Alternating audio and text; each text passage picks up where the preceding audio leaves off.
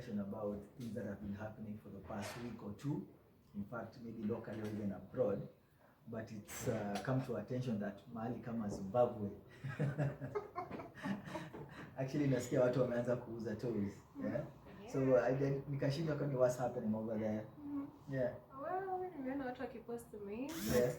You can sell me a small toy, I don't know, for like 2 million or something. Yeah. And then the big one knows are like 4 million. So I'm like, oh, should we go there first?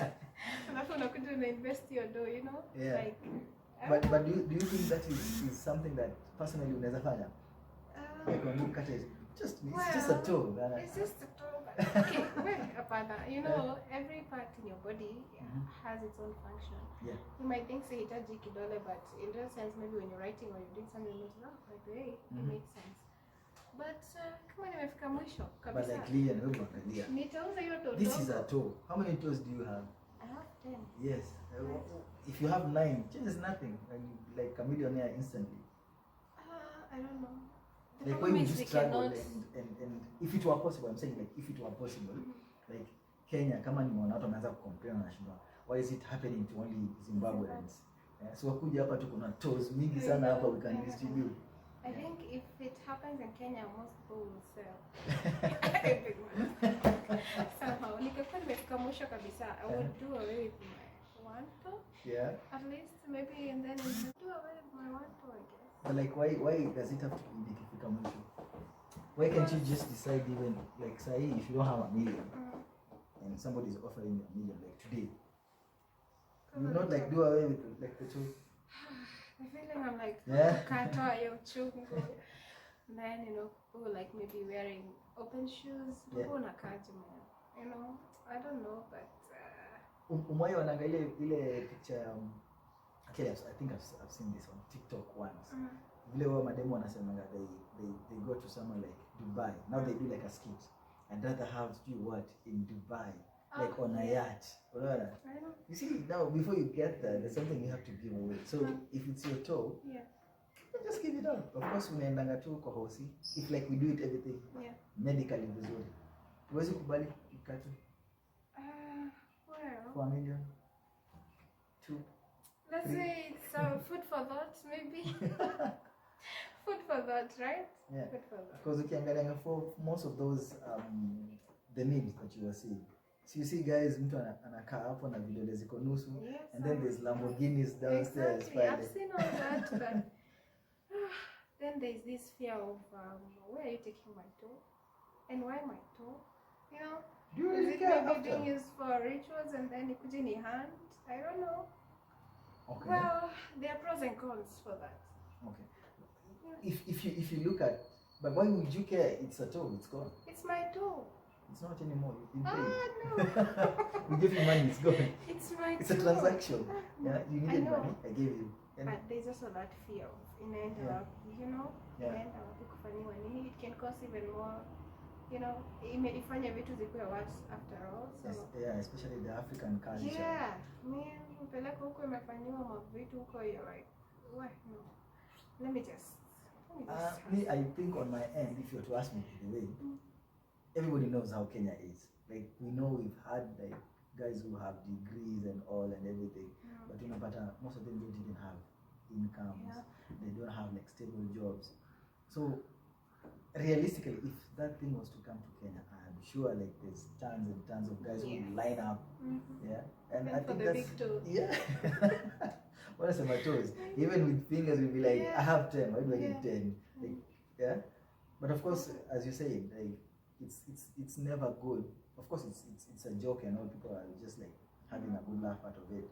But if you see selling, like how you see people selling like kidneys, guys go to like India and sell their kidneys. It's dangerous. It's dangerous, but it's just the economic situation. I know you're forced by situations to do some crazy stuff.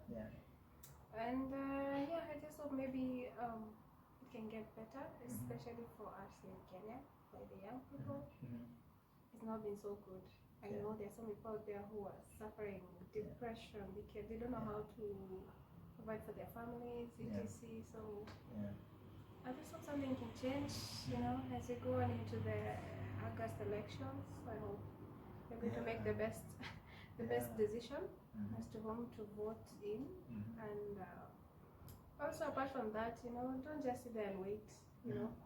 I'm kind of fanya kitu maze. It won't find you in the house. So you have to get up there and want it so bad. But how would you like advise like a person who has been looking for jobs? Guys, like I know personally guys who look for jobs kabisa, go to multiple interviews, but unajua umesomea kitu ingine na una apply kitu ingine, because I know most Kenyans, they don't even do what they went to school to do. Exactly. Your degree and your job does not match at It's all. not alike. I know, and you know we face this a lot, especially because of what we do every day. We meet people who have done, I don't know, criminology, but they're here working in hotels, serving people. So I don't know what's happening, but it's happening and it's real. And then some people went to campus and they did a course that they don't even like because maybe they were caused by their parents. So I think it's a high time you make the right choice, maybe, of the course you want to do. But in case you don't get the job maybe you want, feel free to have an open mind. You know, there are other opportunities that can make you better, maybe. So grab the opportunity that is close to you. The rest will just come, I guess. Because the problem, like I usually feel people have, it's all good. I'm kasubuni, go do something. I've seen throughout this like COVID period. Like I have a friend who at that time they got laid off. He had a good job, had a spouse, and all of that. Then the pandemic came. That's where the pressure started, Sasa. Because now you find that there's no income coming in. Job uko pia watumido. Here now you have a wife who's expecting you to provide as usual. And then ujamana andua, go look for something to do, and there's nothing to do. Kenya huko umepewa curfew ya 5. So unashindwa, how are you going to pay this rent? How are you going to like eat? So like how do you tough it out your time you want it? Well, let me speak from my personal perspective. My personal experience time of COVID. So I lost my job. And I had to think about something else I can do. And at that point, we know there were not so many opportunities for people to apply to. So I had to think outside the box. I started something actually. I was, believe it or not, selling coffee. Oh, interesting. I started making coffee and selling it outside there. And I used to sell coffee and snacks. So a coffee and a mandazi.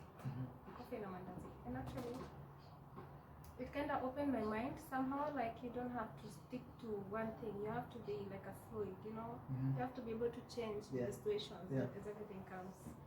So I'd say how was it on the first day when you decided like, man, this job imeisha and now I have to figure out what I want to do? Like what even brought you to like, let me start even trying coffee? Because I've seen guys do it. Because you're like, man, I've been in the house for like a month or so.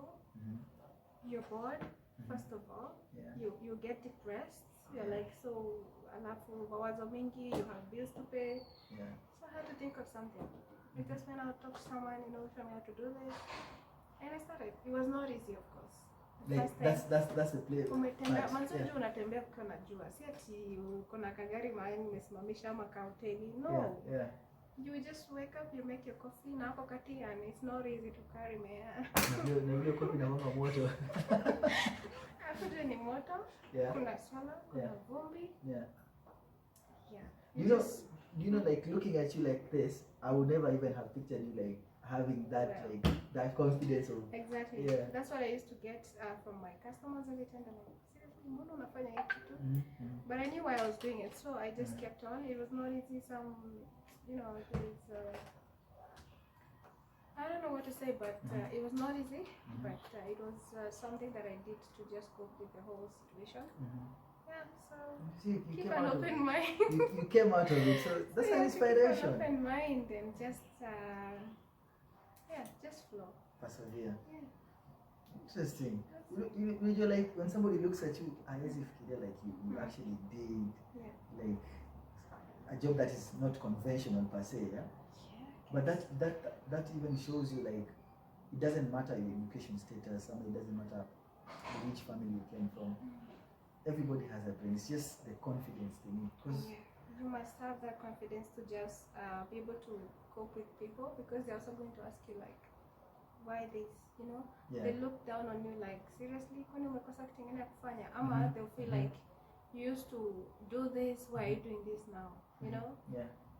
So you have to be able to just be strong enough, like the confidence. You see, like I personally but like, and it's not that I cannot do it, but I don't think I'd have the confidence that the confidence of like, okay, I'm trying to picture you day one. Like you woke up, went to the kitchen, took ile thermos, kafungua, so kachemsha tu maji vizuri ukaweka.